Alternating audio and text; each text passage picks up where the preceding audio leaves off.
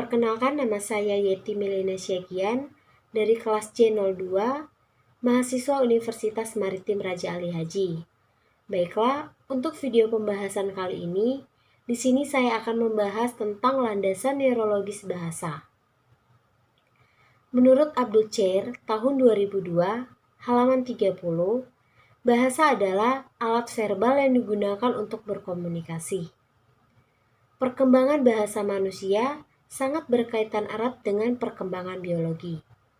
Pertumbuhan bahasa manusia mengikuti perkembangan genetik sehingga munculnya suatu unsur bahasa. Selain adanya faktor biologis, ada juga faktor yang sangat penting, yaitu faktor neurologis, yang artinya yang memiliki kaitan antara otak manusia dengan bahasa. Mengapa demikian dikatakan? Karena kemampuan manusia dalam berbahasa bukan hanya karena adanya faktor lingkungan, tetapi sudah dimiliki manusia sejak lahir. Proses bahasa dimulai dari adanya enkode semantik, gramatika, dan fonologi.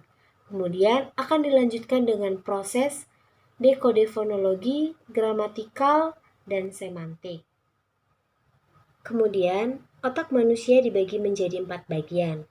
Yang pertama, ada otak besar atau cerebrum, yang berfungsi manusia memiliki kemampuan berpikir, analisis, dan logika.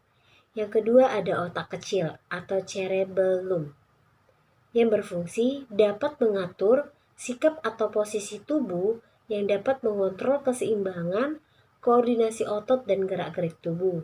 Yang ketiga, ada batang otak atau brainstem, yang mengatur fungsi dasar manusia termasuk pernafasan, denyut jantung, serta dapat mengatur suhu tubuh manusia, proses pencernaan, dan sumber insting.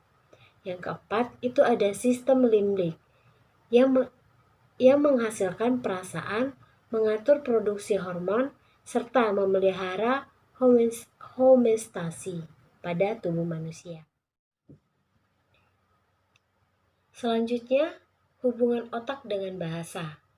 Bahasa menurut Brown adalah seperangkat simbol yang sistematis, mana suka mengonvensionalkan makna kata yang dirujuk dan dipakai untuk berkomunikasi oleh manusia. Otak memang memegang peran penting dalam berbahasa.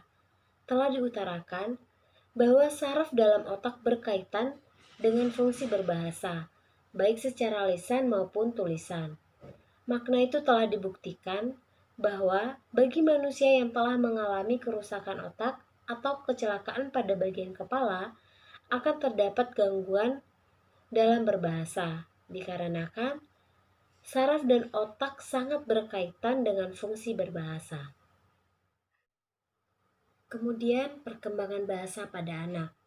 Perkembangan bahasa merupakan salah satu mata rantai pertumbuhan anak dan perkembangan anak, seperti perkembangan motorik kasar, perkembangan pemecahan masalah visiomotor, yang merupakan gangguan fungsi penglihatan dan motorik halus serta perkembangan sosial.